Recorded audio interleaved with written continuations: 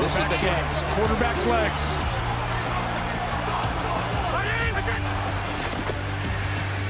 Fakes left, now taken off. Gonna run for it, he got it! And there he goes! Inside the 10, the 5. Oh, the play of the year in the NFL!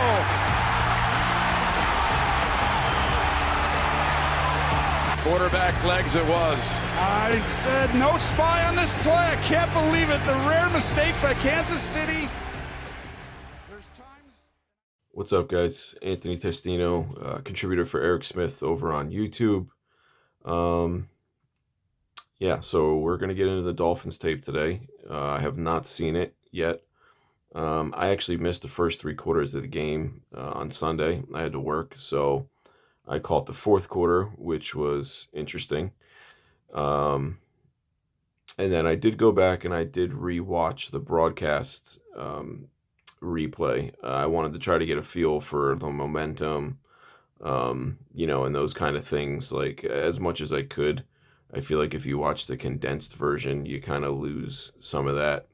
So went back and watched it.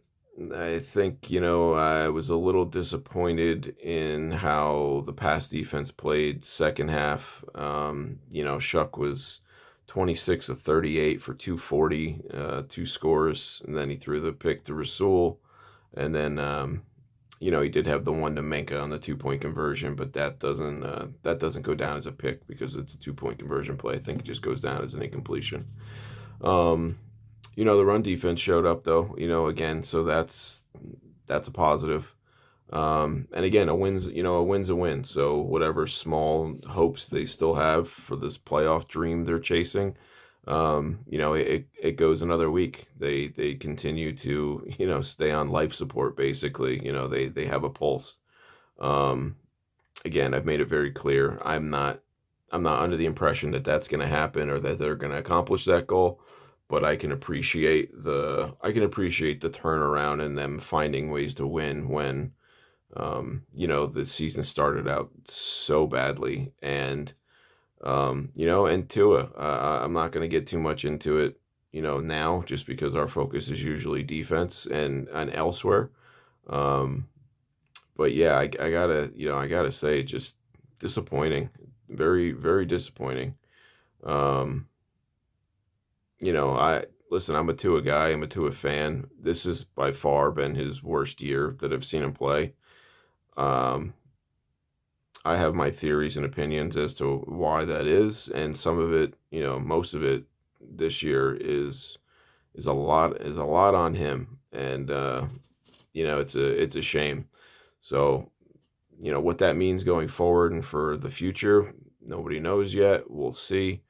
But again, back to where our focus normally is, which is defensively.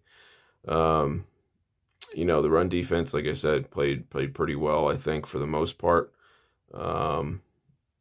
Dolphins might have hit a home run in this draft. It seems like a nice Chris Greer parting gift as he leaves to leave us with Kenneth Grant, Jordan Phillips, and Zeek Biggers. I mean, I really think that they just hit a home run as far as rebuilding the defensive trenches.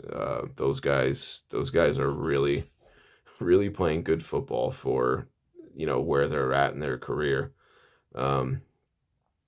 As far as snaps go, Zach Sealer led the way at 51. It was 71%. Kenneth Grant was second, 32, 44%. And then Zeek Biggers was right behind him at 43%, and he has earned those snaps. He's continuously trending up in snap count, and he's again showing why on Sunday. So fun stuff. Benito went down in snaps, and then the one interesting one was Jordan Phillips. Actually went down to 22 and only played 31%. So really curious as to why that is. I'd like to see Jordan play, more. And I mean, if you don't even really necessarily need Benito, play him sparingly and just let the young guys play with Sealer. So I don't know, just didn't really see anything on tape prior to that I thought was like, Jordan Phillips deserves a demotion or cut in snap count. So I don't know if it's just, matchup based or what. So yeah, I don't know, just odd. But like I said, we're gonna get into the tape. I haven't seen it yet, so I'm excited to do so. So yeah, let's do that now. All right. So thanks for checking it out, guys, and let's get into it. All right, so first one we're going to take a look at real quick is very early in the game, Saints' second play. They run a jet sweep to Mason Tipton, and you have Minkah doing an excellent job of setting the edge here, and he just continues to thrive in this nickel role here, where he takes on Taysom Hill and strings him out, kind of protects the edge here. Doesn't let the runner get outside, forces this hesitation. Like, come on, are you going to let me get out? Are you going to let me get out? No, sir. No, I am not. And then he's, forced to do what he does and try to cut something back. And then, eventually finds his way trying to pick his way back outside. And Minkah's there to make the stop. And, gets up with the emotion because he knows that was pretty much entirely him. Again, he is very, very high IQ football player, man. And I thought, from what I saw so far, watching the live broadcast and the highlights and the big plays, definitely another top performance for Minkah. Just again, this is my guy. So love seeing him, thrive and make plays like this. And I love, seeing the emotion because it means that he's invested.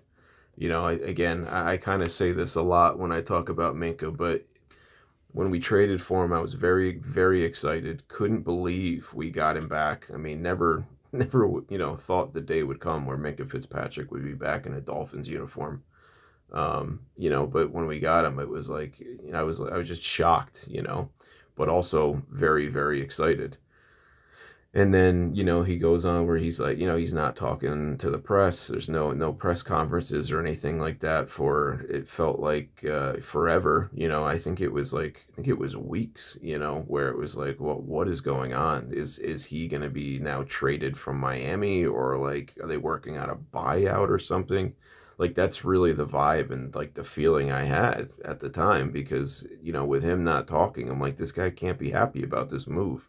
Going from Pittsburgh to, Miami, where one is chasing, a ring, and the other one is seemingly going through, a rebuild, and probably just going to be trying to keep their head above water this year.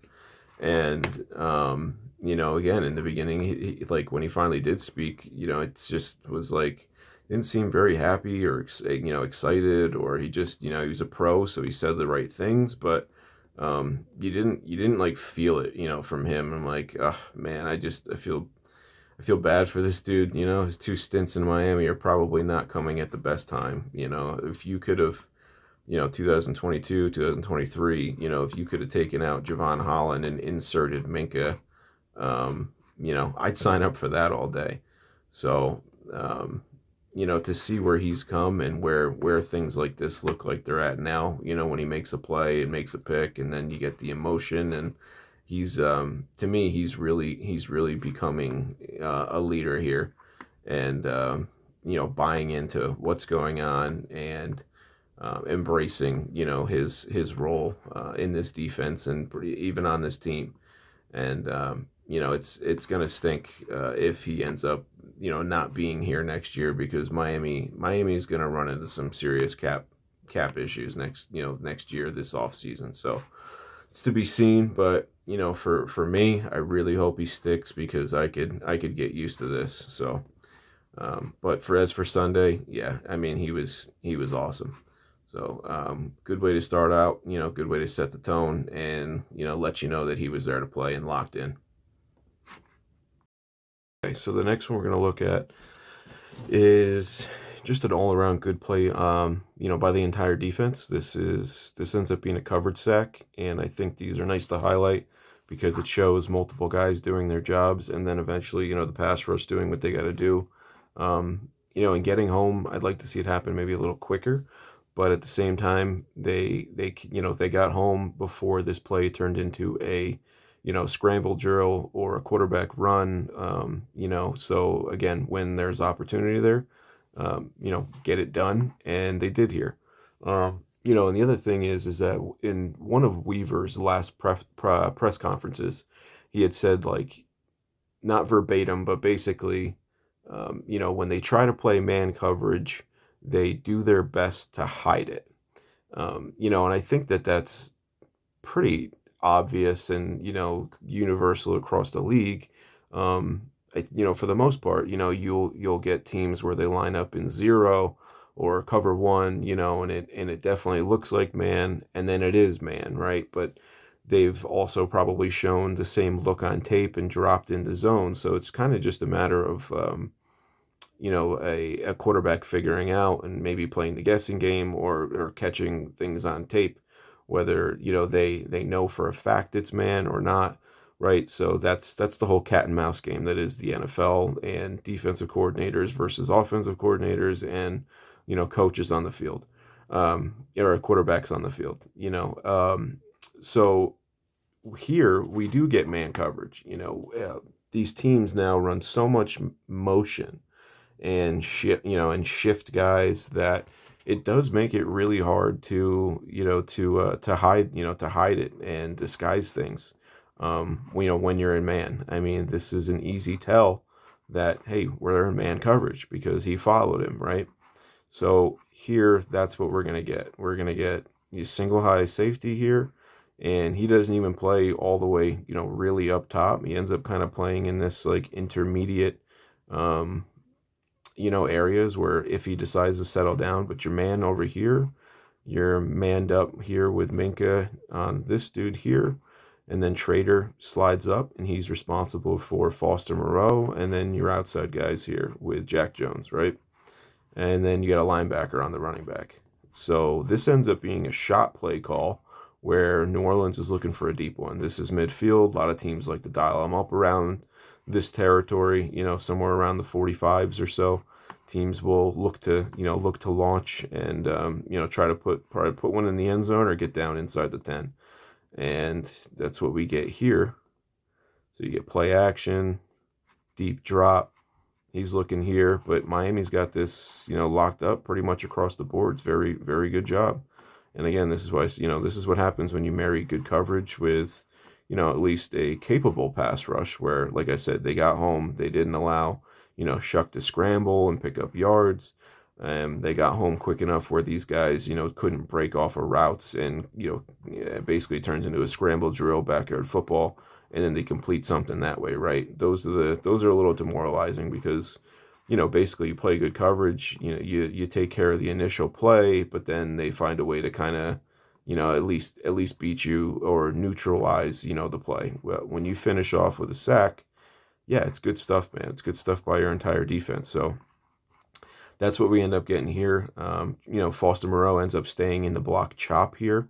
And, so Trader ends up kind of being in like this, just kind of like he's settled down, kind of spy, play the area sort of deal, make himself useful if possible. One thing is that I'd like to see Chop not be blocked one-on-one with tight ends. And Foster Moreau is a good blocking tight end, or at least he's above average, I would say. And, so I want to give him credit, but at the same time, I need Chop to start winning these battles here. And, he missed last week, and, or he missed the Washington game. Then we also had a bye. So he's only played once in the last like 3 weeks. And, Weave has made it apparent, that he's going to get an uptick in snaps. And we kind of knew that with Jalen Phillips getting traded. And, he said also something that I said earlier where, Chop gets better with the more snaps that he's on the field for. And I mean, that may sound obvious, or at least it sounds obvious to me. It's like, yeah, you you want the guy to develop, he needs reps. Like, he's not just going to walk out there and immediately have a feel, for the pass rush and for the tackle and for the game and the flow and how he needs to go about things. Like, it takes time to settle in. I mean, look at the Dolphins defense collectively as a whole. So I'm excited for Chop and the rest of the year to see, how things go. But I really hope, in the next like week or two, as like he continues to get more snaps and settle in, that this doesn't really happen anymore. Again, he ends up with part of the sack here. He does walk him back, but I really want him to just immediately get rid of him, right? Like, you look at it, it looks like he locks out here and he's protecting against the run. So I understand, he's not pinning his ears back and going. It is 2nd and 9, which, it's a passing down, but, you could still get a run and they go play action. And then, he comes with a rip here. And again, he doesn't get himself free, but he does really drive, Foster Moreau back into the lap of Shuck. But again, just for me, it's like, I'd really like to see him, if he's going to get a tight end on him, you need like win dominantly, is really what I'm asking for. And I'm hoping we get to see that as we go forward. But as far as coverage goes, like I said, on the back end, you were great here. Minkah's locked up. He's hip to hip on the crosser. There was nowhere for this dude to go, with the football. Jack Jones here. Pretty good coverage was there if Shuck tried to fit one in the middle in the field to the dig. And then interior, right? Zeke kind of finally breaks free, just keeps working. Bradley Chubb shaking loose. Shuck feels that, comes up, and then kind of just like accepts that he's going to go down. So, again, it was an all-around like pretty good play from the defense. Yeah, definitely a coverage sack. Some things there that I'd like to see better and more. But again, we'll have to pay attention to Chop and see kind of how the rest of the season goes with him. And obviously, I'm going to be paying attention to how the rest of this game went for him. So yeah, just. We go. We got a 2nd and 9 getting down towards the end of the first quarter. About 3.5 minutes left. New Orleans is own 45-yard line, and this is kind of that territory where teams like to take a shot. Especially ones that may struggle to move the ball by being methodical and that kind of thing. Where, hey, if we can just get a big one, we can eliminate the need to be perfect for 6 plays in a row. Let's just try to get it in one. But Miami does a good job here with their coverage, and this ends up being a coverage sack. Something Weaver said in one of his last press conferences was, not verbatim, but basically said like, when we play man, we try to hide it. I think that's the case for probably a lot of defenses, and obviously you don't really want to show quarterbacks anything pre-snap that, is true, or at least if it is, you want to have them unsure and guessing if it is true, right? You don't want them confident in their pre-snap reads, right? That's all part of the chess match that is the NFL. But, teams run so much, motion and, shifts and stuff that gives them the answers that they're looking for, that it's hard to, disguise man coverage. So here, I don't think that there's any secret that this was man. You get Minkah traveling over here with the motion. It kind of tells Shuck, like, yep, okay, this is the look we want. We got one-on-one over here, single high safety, because Trader comes down in the box, and he's probably got here if Minkah is, traveling with this guy here. So, Shuck, again, I believe he probably likes, and knows what this coverage is. And like I said, they go play action. They dial up, a shot play where they're looking here. And again, Miami plays pretty damn good coverage. I mean, we're over the top here, so you're not This, the speed differential here is not, this isn't Tyreek Hill where you let this ball go and he, 20 yards down the field, he's gonna beat him. So this is kind of dead, and I believe this probably reads 1 to 2 to 3, and there's nowhere to go. And then finally, check down here. Maybe this isn't even part of the progression. This is just something backside here. But bottom line is everything is locked up. Minkah's hip to hip. We're good here. We're good here. You got Iffy kind of playing like, hey, if you want to try to rip something, I'm here. The only way you could even throw this ball is if it's way over the top. And if you're going to try to throw something here, Iffy's going to break on it, and he's going to have an opportunity to make a play, or at least get involved in in the catch process. The pass rush is not perfect, but it does complement well enough that Shuck doesn't get outside and turn this into a backyard football play, or even just or run, right, to pick up some yards here. So Miami does a good job of getting what they want, which is a sack. These guys, there's not really very much room to escape. There's no rush lanes. The linebacker's in a good position here. If you want to take off here, I'm here. If you want to take off up here, I think Zeke is doing a good job. And Chop, I'd like to see him come free, I think, a little earlier. But again, he walks Foster back, into Shuck, and Chubb comes free, which forces him up, and then Zeke shakes loose. Like it all worked here, right? So, it's good stuff from the defense, and it's the guys complementing each other, right? Which is really what you want to see.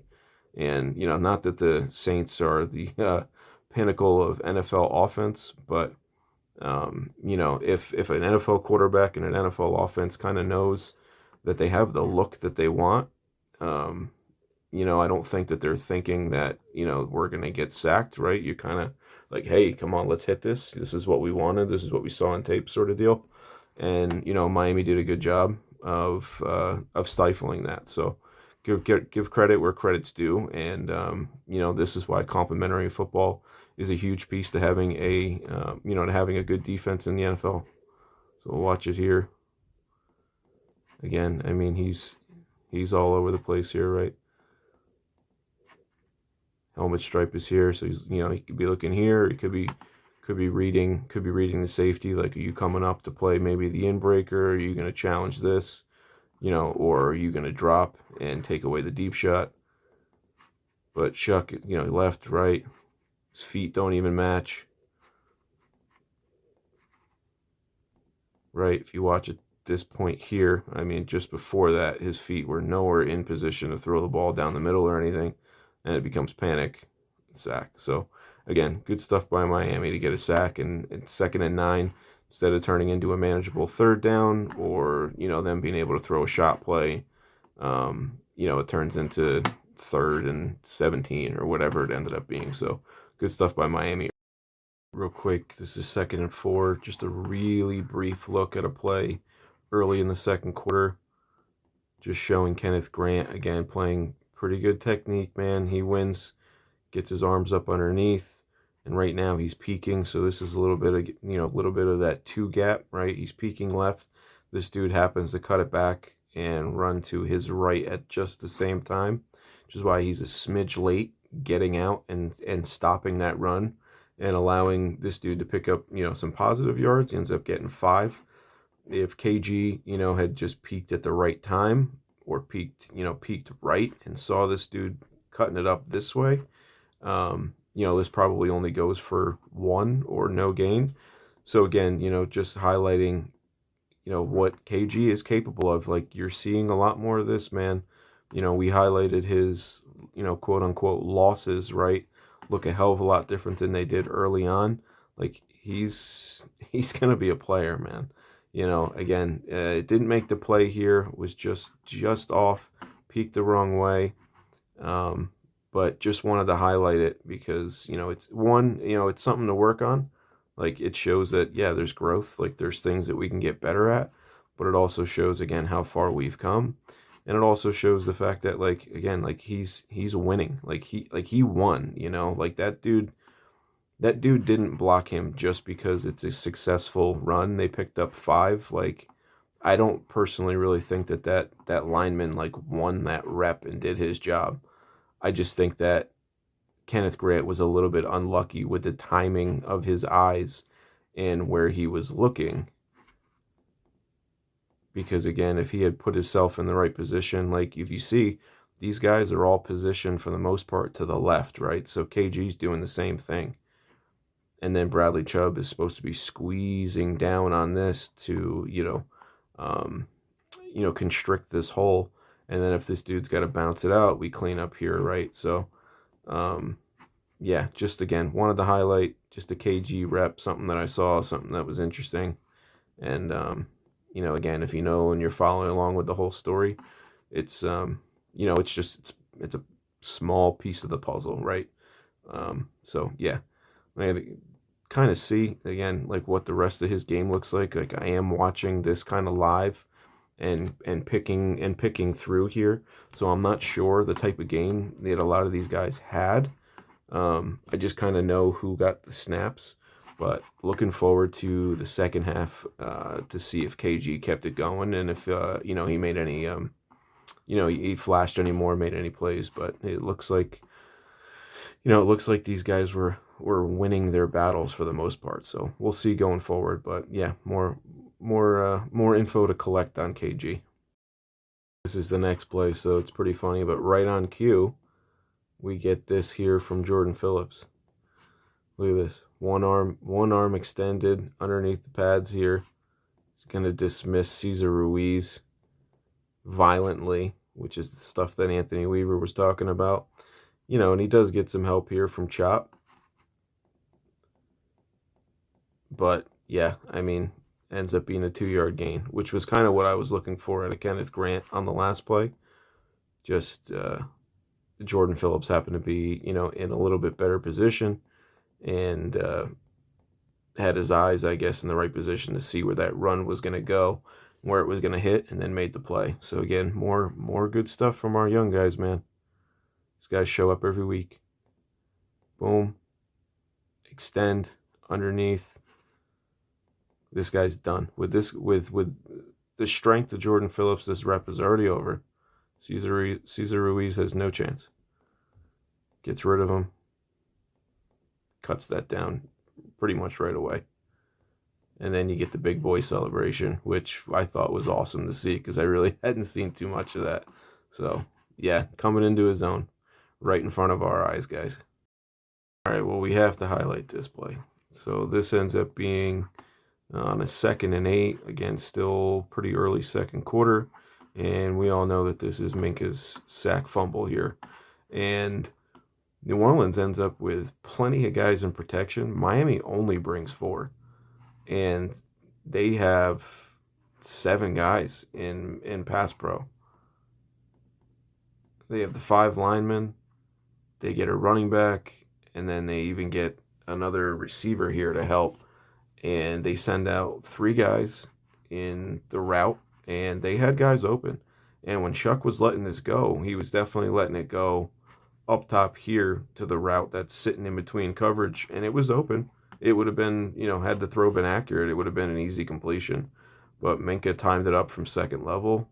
And this dude saw it late, tries to turn.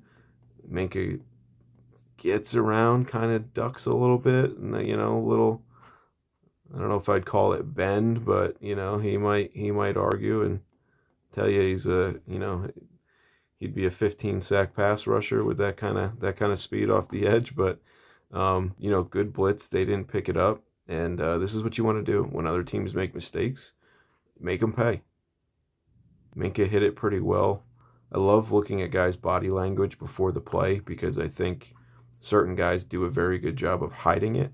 Like Mike Hilton is excellent. Like he's one of the best nickel blitzers, in football or was, right? He's kind of moved to safety. I'm not quite sure how Indy's using him, kind of like in every snap or majority basis, but for when Mike Hilton was in his prime, he was a very good nickel blitzer, and again, like just good body language. You don't know it's coming, and they time the snap well, and the burst and acceleration and the closing speed to get there is just top notch.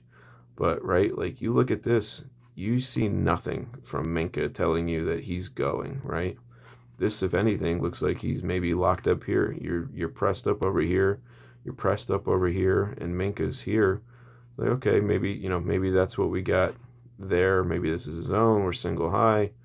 I'm not quite sure what Shuck would have read, but he's, again, when he's ready to let this go, he's got somebody sitting right here wide open. But Minkah did a hell of a job of hiding it and timed it perfect. Awesome stuff. And look, I mean, this dude, the passing window, like it was there. It was there. And if not, he could have taken the flat for at least an easy pitch and catch, which, I mean, I'm sure, with this result, they would take in a heartbeat. But Minkah gets his first career sack, and I mean, yeah, like I said, one of the better games that he played. Awesome and fun to see, man. So this play fired me up when on the replay, because, again, I did not see the game live, so I had to go back and watch it. But, yeah, this was one that fired me up on the rewatch, right? So this is 3rd and 10, and Miami so far has had a pretty damn good first half. Of defense still pitching a shutout. Looks like you're in man across the board, right? You had Marshall travel. Basically, that motion was just strictly a, hey, let's see if he follows. Okay, cool, we got man. And then now you're going to put Juwan Johnson out here against Willie Gay. And, with how quick he threw this ball, it backs it up. But this was 100% a matchup that they wanted to take advantage of and thought that they could win. And look, this is just awesome. Again, Willie Gay, somebody that and not just myself, but others have, really been disappointed with the lack of snaps that he's gotten, considering how great of a training camp he had. I mean, he was a top 3 performer by all accounts. And, when they were struggling, it was like, dude, why is this guy not playing? But, and again, he didn't play a whole lot of snaps in this game either. I think I said that he got 10, but the bottom line is if you're a good pro, whether you get 5, 10, or 50, when your number's called and the opportunity's there, make the best of it. Play, do your job, make the play. And, Willie did a damn good job of that. Look at that coverage. One-on-one, that was phenomenal. And these guys are all hooting and hollering for a PI.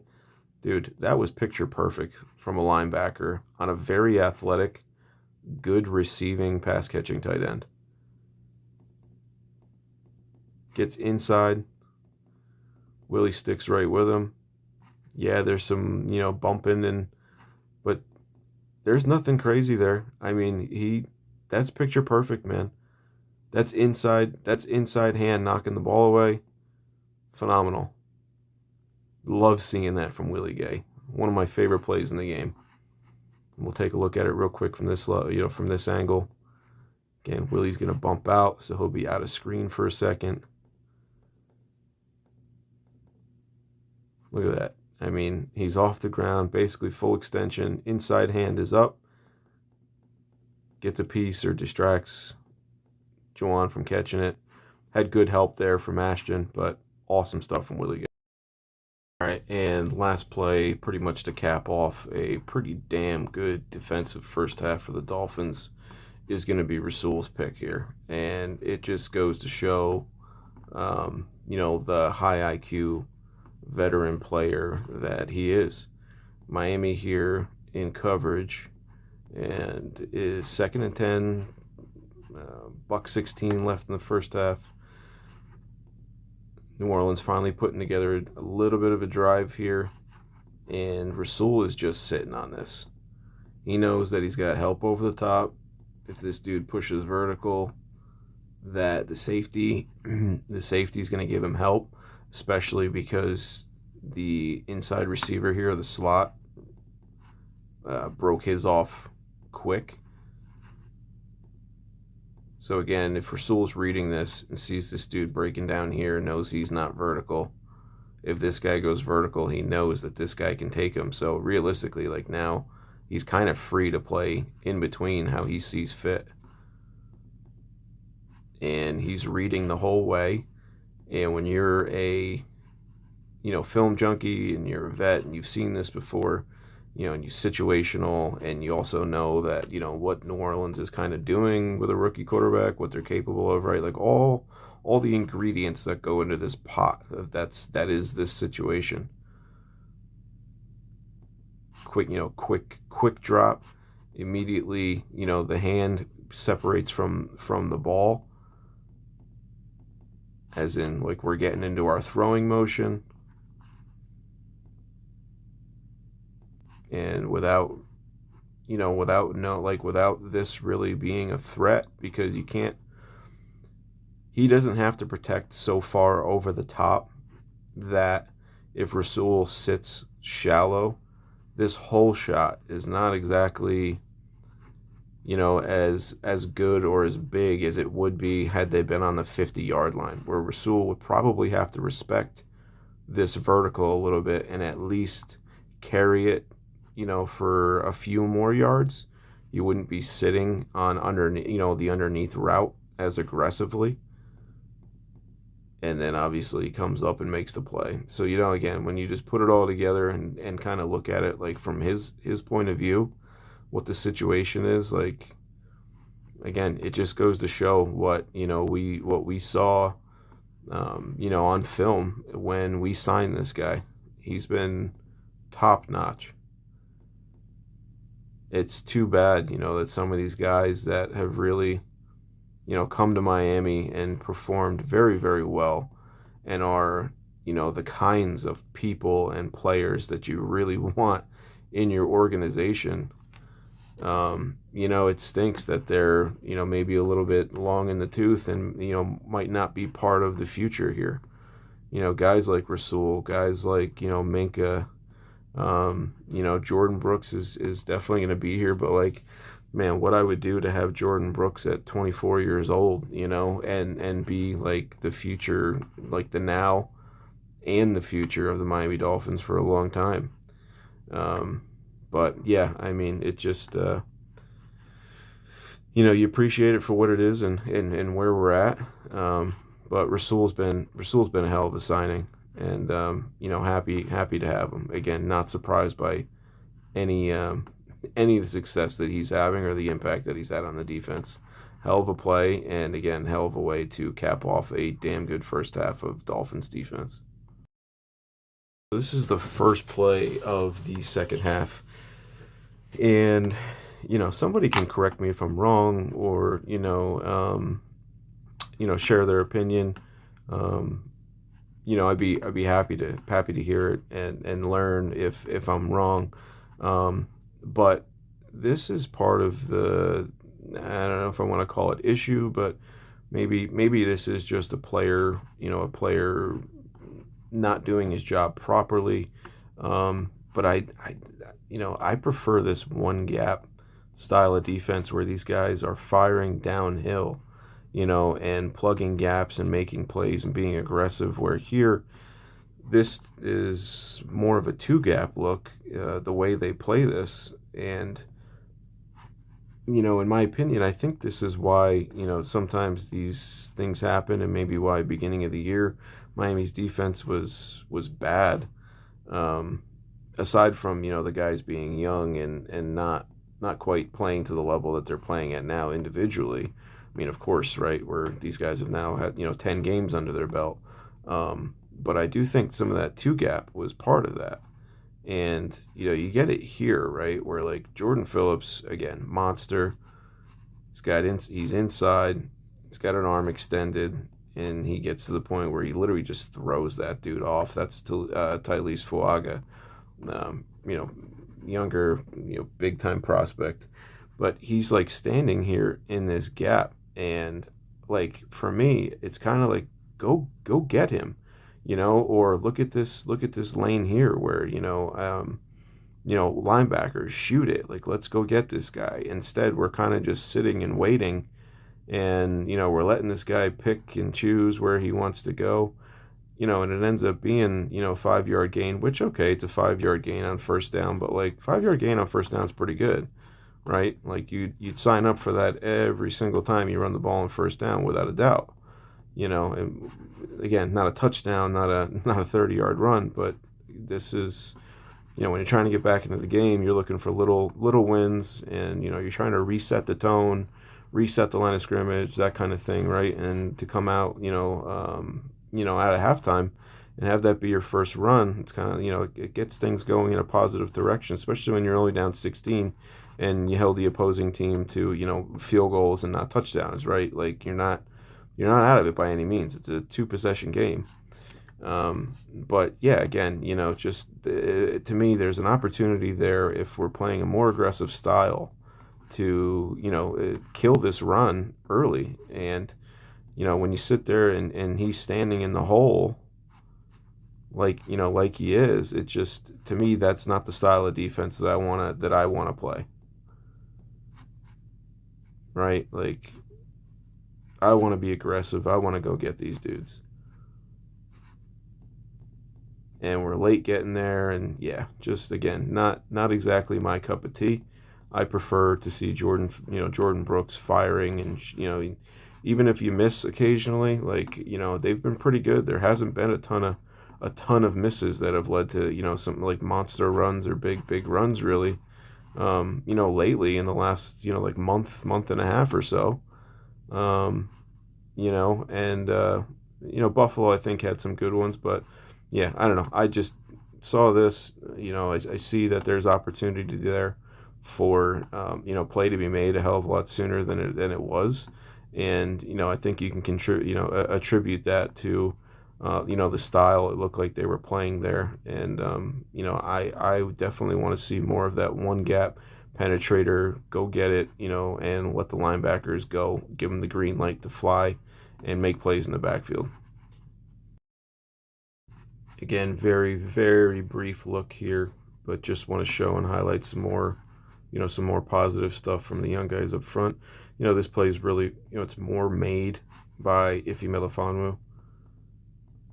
But here, again, right, we've seen Jordan Phillips in that position quite a bit here, and Kenneth Grant's matched up here with Cesar Ruiz. Gets rid of him, part of the tackle. Like I said, I'm not quite sure where that play would have been had Melifonwu not stuck his nose in there. But, again, Kenneth Grant more and more showing his worth, showing the progress. Dolphins got some good young ones, man. I'm excited to see like when it all comes together. And I really wouldn't be surprised if, at some point in the near future, we end up with like a top 3 run defense in the NFL, because these guys are pretty consistent. Give them another offseason and walk in the door next year with some games and a lot of reps under their belt.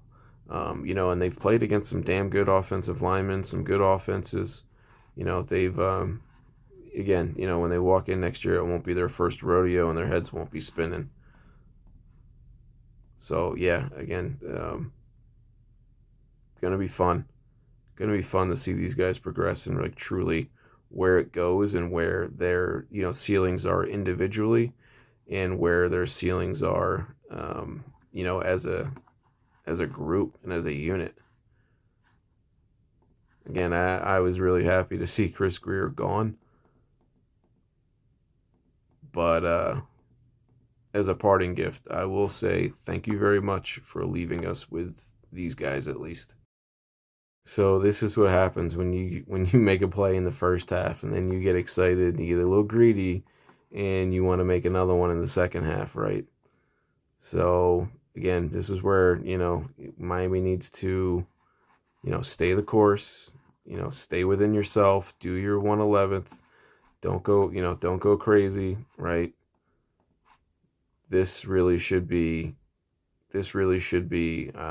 Rasul maybe taking a step, toward Foster as he's breaking in to show it and maybe entice the throw behind him and then be ready to drop back. Now, I mean, the safeties are playing at a shallow enough depth where, he's definitely, he's counting on the help here from Iffy, but I do think that Rasul, you know, I think he takes this, too far inside and commits too hard to the inbreaker when he's got help here from the linebacker.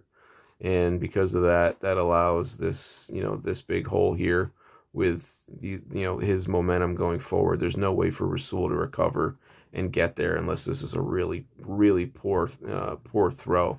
And, it's not. So Shuck ends up, putting it on the money, 14 yards and pitch and catch. But again, I think that's really because Rasul got his, in the first half, and he's looking for another one, being a little aggressive, being greedy, where I think if he would have played this how he would normally play this, I don't think that I don't think this ball gets completed as easy, So again, always room to improve. Despite making plays, it doesn't allow you to take plays off or leave other guys out to dry. Like, we have to continue to do our job. And again, this is relevant because of the second half that we saw. Like, this game ended up being tight, a hell of a lot closer than it needed to be, and you're only playing the Saints. So when you play against better teams, we need to be on our P's and Q's for 60 minutes every play. There's no getting greedy. There's no taking unnecessary risks, and again, just because you make one play doesn't mean you need to go and try to make 6 more. Just make the ones when the opportunity is there for you, but don't try to, create them out of nothing, right? You have help, that, this guy's breaking in, you have safety help, but if you're reading this properly, we should be somewhere around here, sitting in here, where, if Shuck, holds the ball just a little longer, maybe Chubb comes free, or maybe he tries to step up and run. Who knows? You don't know where that play goes, but I'd like to see, again, Rasul stay level-headed, stay within himself, and continue to do what he's been doing. Don't make these little mistakes. All right, again here, not going to spend too much time because there's nothing super crazy about this play or anything. But again, I think this, this is kind of proof, like, they took their foot off the gas a little bit in the second half. And then also, this ends up being on Rasul again, where, I don't know if I'm not sure why he's committing so hard, to the inbreaker there with Olave, when it looks like, Shuck is kind of already on the move, right? Like, if we time up where everybody's eyes are and what they're doing at the time of these movements, right? So he's traveling with them. Shuck now is stepping up and moving, and to me, Rasul sees this. He starts to settle down, but it ends up being too late. Again, I think if Rasul, stays locked in, stays focused, I don't think these two plays happen, and again, it's you can have your fun, guys. You can be excited when you make plays, but you have to keep your foot on the gas. You have to stay locked in. You have to stay focused here. And don't get me wrong, Olave is a damn good player.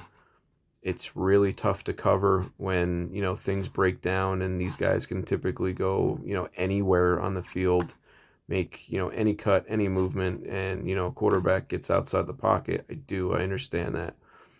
But I just kind of feel like it was like, lackadaisical in a way, like, we got this, I want to make another play. I've been there before. I've seen it, firsthand. When, somebody makes a play in the first half and things are going great and we're excited, right? And then after that, it's like, I want to get mine, this guy, that guy, whatever. It's none of that. That's all got to get pushed aside. Have to continue to do your job, stay focused. Again, do your 1/11th and really play every down like the score is 0-0 or you're already down 14-0. Right, so again, just kind of showing and highlighting the differences of what some things looked like in the first half versus the second half. and why it's important to stay locked in. So yeah, again, tough one. Rasul's had a damn good year, but I'm sure he's probably not happy, and probably again, talking to himself, he knows he's got to be better. Ends up being pretty important play, because this is the difference of 16-6 or 16-8. 2 possessions versus 1 possession, and they go with just a kind of simple read option where everybody's blocking down. The running back ends up stepping up here, and you do have a guy running a route here, but with the way that Ashton Davis crashes down and how hard he commits, he's leaving the door wide open here for Shuck to just to get the edge and walk this in. And Melifanu, I guess you could say, is part of that too, but he ends up kind of settling down and looking for other routes where he finds Juwan Johnson, where that's his responsibility. He had tight end. It basically looks like nobody was accounting for the quarterback, and I'm not sure if that's just a bad play call at the or the wrong play call. Not a bad play call, but the wrong play call, right? Where they just happen to get into something and run the right play at a time when we were susceptible to it. It does happen. Not every time a team does something good and or has success against you. Is it a bad play call? It's just what sometimes it's it just hits at the right time, and they called the right one and we called the wrong one, and it's really that simple. But with that said, I think with all the help that's inside here, and with Melifanu behind you, if this was a run, like Ashton, I don't necessarily need you to be the hero here. I trust our interior. I trust our linebackers. You don't need to crash this hard. I mean, if you can make the play, great, but we have to be at least cautious and break down a little bit better and make sure that we don't allow anything outside of us. So again, it ends up being an important play, because again it's the difference between 2 possessions versus 1 possession, and we know how this game ended. So okay, obviously we escaped with anything that we did wrong or negatively, but when we start playing a couple of these teams in the last month and a half of the season, it's Tampa, a team that can really put points on the board, and Burrow back, and we played New England. Again, got to be on our P's and Q's. Always things to improve, and when there's big time situations like this, we need to find a way to keep these guys out of the end zone. We did it against Washington. We did it against some other teams, right, in tight situations. Got to find a way to continue that trend.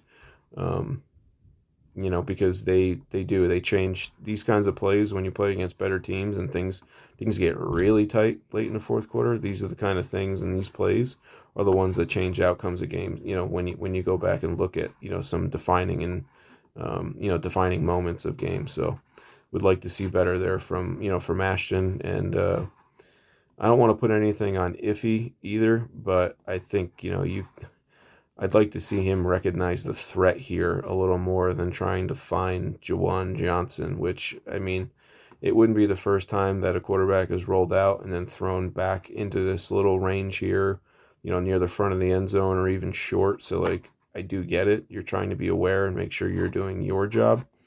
But sometimes it just becomes football where, again, if you see this and you see, hey, this dude is a little too far inside, and you can tell by the color, you peaked it, you started that way, and then you came back this way. I would have really have liked to seen him stay back, stay outside out here, and help. And then if Shuck were to seriously turn and throw this and find Juwan Johnson, I could have lived with that a little more than this. So again, always things to improve, and hopefully they do the next time a situation like this comes up. Really quick, wanted to highlight something, because this is the first time I've seen it, and I was kind of like, ooh, okay. again, so I've talked about the young guys. We kind of know what Jordan Brooks is and how, what his game is, what his strengths, what his weaknesses are, maybe where, he's going to be limited as far as how high his ceiling is in certain areas. And the same for Kenneth Grant, right? Zeek Biggers, we're still kind of feeling out. We just know that we like what we see, right? He's flashed and he's getting more snaps and he's earned them. He's playing pretty damn well. But he's different, right? So he's 6'5" and a half, 320 with just about 35 inch arms. So he's a little bit different of an athlete than the other guys. And watching this get off here was impressive in a pass rush situation. And this ends up being one of the a loop here from Chubb, where these guys are going to try to take on the blockers, create a lane for Chubb to loop behind Biggers and Sealer, and and obviously rush the passer, get a sack, right? But again, if you watch the way like Biggers comes off the ball, I was really, really impressed. Like, that's a pretty good get off. I'm not sure the other guys have that. Like, I like Kenneth Grant's first step quickness. Jordan Phillips isn't that kind of player where I'm really, watching and dissecting like the pass rush moves and skill. Like, he's not that kind of player. Like, that guy, he's really more run oriented. And again, I'm not really sure what his ceiling is in the pass rush department, but we'll see in due time. But Zeke here, like I said, the way he comes off the ball, I thought was pretty impressive. Like, he seems very athletic. And we had talked about the games and the stunts and the loops and and all that kind of stuff that Weaver does like to run, but not really necessarily being able to run it because you have bigger guys like Benito and Kenneth Grant, and then somebody that's not necessarily like perfect for that situation in Jordan Phillips. But I'll tell you what, man, if Zeek Biggers can do this, he might be the guy that really helps Zach Sealer get going with this, with the games that he likes to play, that he and Christian used to play, where they would kind of set up each other and work off of each other. I saw this and my eyebrows raised. Like, did I see that right? Was that Zeek Biggers? And, I haven't seen it a whole lot. I'm not sure there's been a ton of opportunity for things like this. I'm not even sure there's really been a ton of opportunity for him to, rush the passer per se. This is a 2nd and 13 situation. So, but I'll tell you what, I'm going to be on the lookout for more of these situations where I think that there's, an opportunity, and let's see if he gets like the green light to go. And I want to see what that looks like, because this, again, I don't know if this is just hey, this is one random play that he looked like this, or if this is like a thing. But again, man, this is just something that, I'm intrigued by. So wanted to point it out, wanted to show you guys, just pretty damn good get off, good athletic ability, it looked like. And, this ends up being complete. Miami could have been better on the back end here. But I like what they were doing up front there. So I want to see if that actually shows up, the rest of this game, and I want to see if it shows up going forward. Nothing crazy or special, but this is kind of what the difference is what I was talking about earlier with, I want to see the linebackers penetrate. I'd rather see more one gap. This is pretty much the same concept where, you're going with split zone here, right?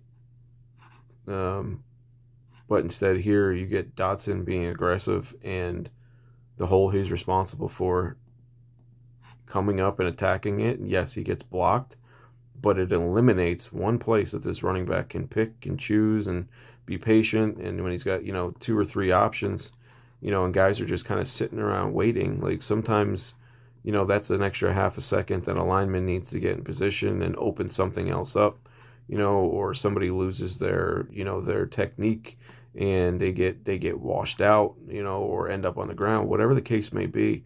But that's kind of the situation that, I wanted to highlight it. Like, that's the difference right there, is he comes up and takes one away, forces the hand of the running back a little bit, and then he's counting on the rest of these guys to do their job, and they do. And don't get me wrong, I know it doesn't happen every play, but like they've been pretty damn good, from a run defensive perspective for the last 5-6 games, whatever the case may be.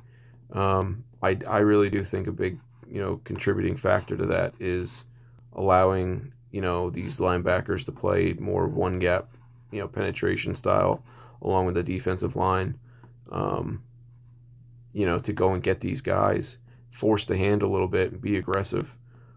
So just highlighting the differences of what it looks like sometimes, and seemingly for Miami most of the time.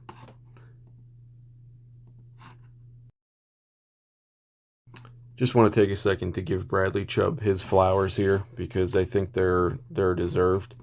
Miami asked him to take a pay cut in the offseason. He did. He helped out with cap situation and did something that's team friendly, but he also keeps a decent salary for being a 30-year-old edge rusher, basically coming off of multiple injuries. But we got the trade deadline, and if he heard and was paying attention, I think he clearly saw that people wanted to deal him and get rid of his contract. He wasn't the same player. Preferred to keep Jalen Phillips.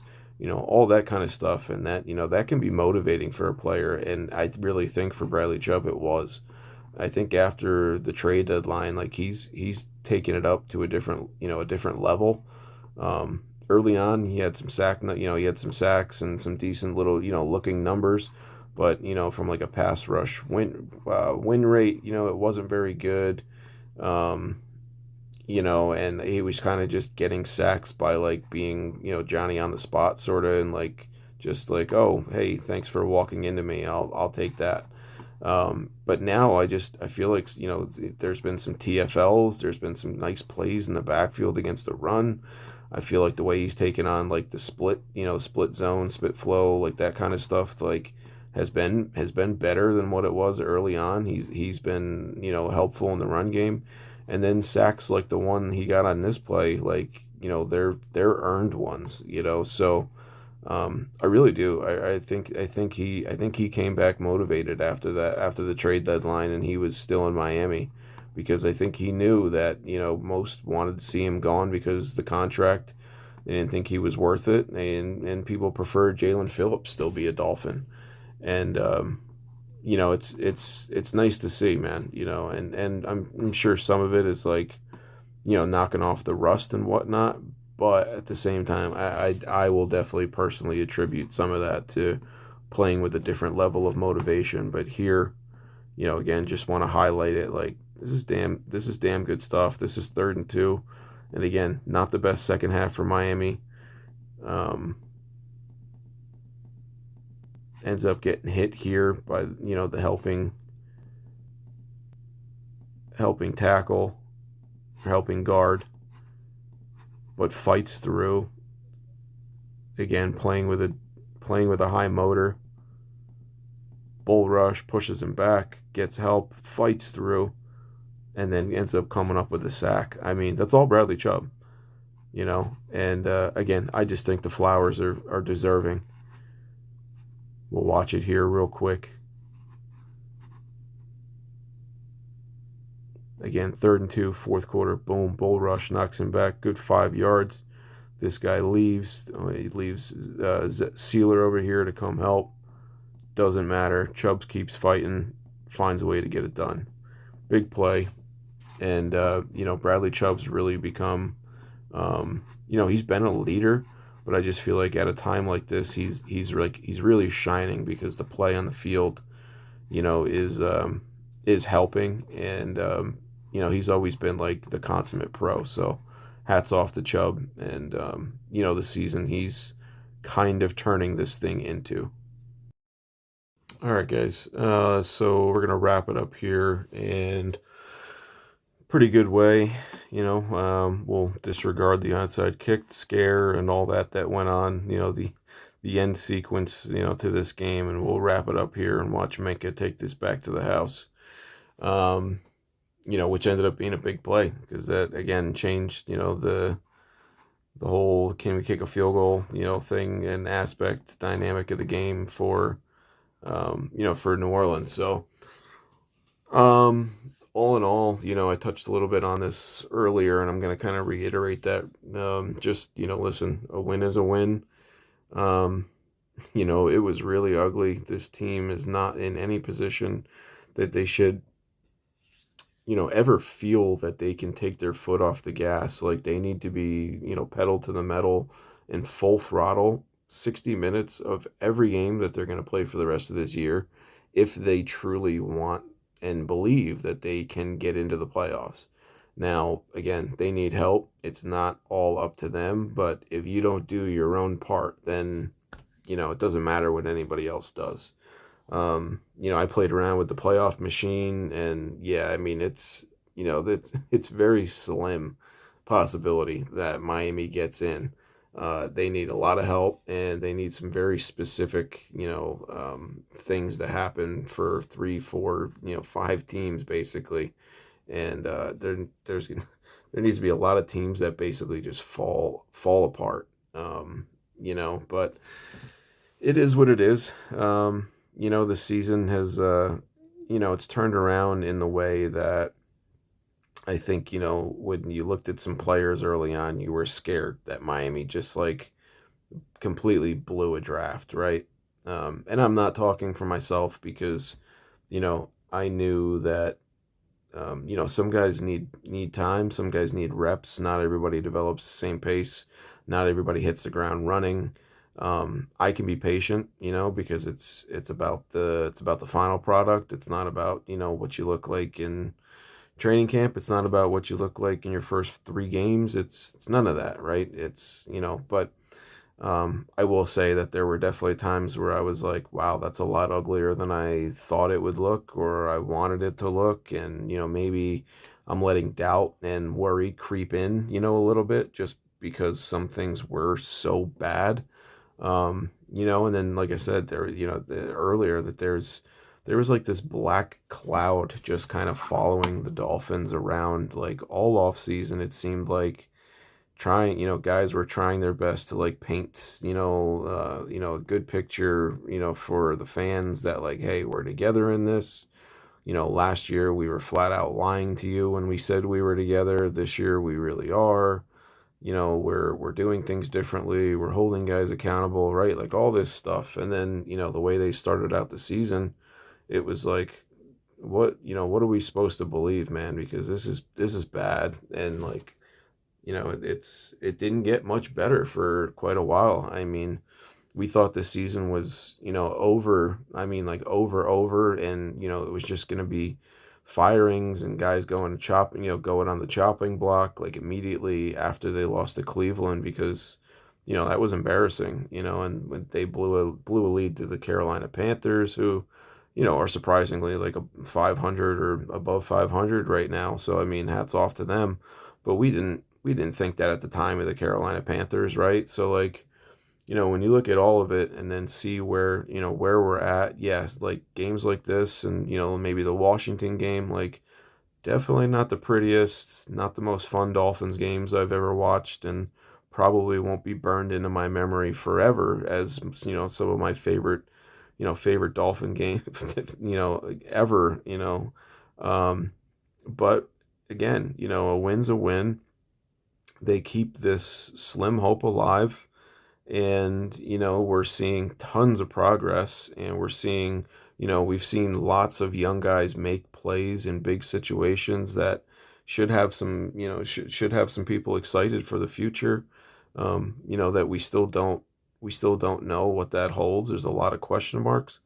But again, it is what it is. I mean, it's, the season's it's kind of a lost season in a way, right? When you consider everyone was saying that, yeah, no, our expectation is to go out there and win, but it's, we'll admit to at least, like we are retooling the roster. So it's been a mixed bag, but I'll say this, it is nice, to get some wins, and we're beating some of the lower bad teams in the NFL, and it kind of proves like, yeah, early in the year was an absolute mess. We were all over the place, but now that we got this thing settled down, like, look, we're not quite as bad as the bad teams in the NFL. Like, we're above that. We got to get this thing going in the right direction. We got to get the right people in charge. And they started that with Chris Greer, and I said this, probably maybe a month ago or so. Um, Chris Greer needed to go. I think there was a lot of incompetence there and a lot of like borderline malpractice, but he left us with a pretty damn good draft class here, and I thank him for that. I can give him credit where it's due. And I thank him for bringing Minkah back. For me, that was awesome. And then I'm speaking, as a fan, not as like a unbiased, evaluator and film guy or anything like that. Like, just as a fan, like, getting Minkah back is awesome. At least for myself. So, um, yeah, just it's been an interesting year, right? It's like, yeah, this game kind of encapsulates the whole thing, right? It's like, it's ugly. There's great moments, there's fun moments, they almost break your heart, they don't, it's yeah, it's the life of a Dolphins fan, but yeah, I think, again, you kind of come away with the same thoughts, as you do most other games, right? Where you're encouraged by what you've seen from the young guys and what you envision maybe and can forecast into the future. And you also kind of know, like, this team currently isn't good enough to really complete the task of getting back into the playoffs and making something happen or making a run. Like, they're not quite there. So we just continue to enjoy the Devon Achane show. Hope he gets re-signed and he's part of, whichever GM steps in next, and he's part of their plans. Got to figure out what's going on with Tua, and where we go from there. What's next in that, in that sense. Figure out the same thing with Mike McDaniel and his future.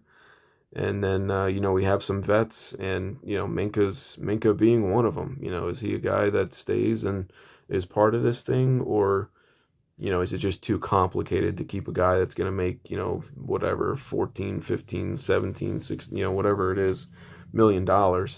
And,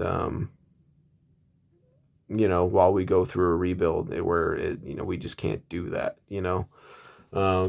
So yeah, I mean, I appreciate you guys checking it out. We'll see. We got the Jets coming up here, which again puts us in a similar situation as, the last two, where maybe, you're getting an opponent that's not very good or not very consistent, which, it's kind of like us, but we're proving that we're better than that because we continue to beat these, really bad bottom tier teams. And it's the Jets. So, I fully expect them to take care of their business and get that done. And then, we'll be heading to Pittsburgh on Monday night. It doesn't look like that game is going to get moved. And, with another week and some more games and outcomes, we'll see. Maybe somehow, things do go the right way, and all of a sudden, that becomes a little more of an important game. It's a weird year in the NFL this year with, Kansas City and Baltimore and Joe Burrow and, Cincinnati, and even Pittsburgh themselves. It's like, in Buffalo, obviously, like your top dogs have all kind of taken a step back this year, and it's opened the door for some other teams. So sadly, Miami wasn't in position to really take advantage, but I guess, just like they say, any given Sunday, you just never know. So we'll have to continue to tune in every week and see which direction this thing goes. But again, appreciate you guys checking it out. Hope you enjoyed. Questions, comments, concerns, hit me up in the comments on YouTube.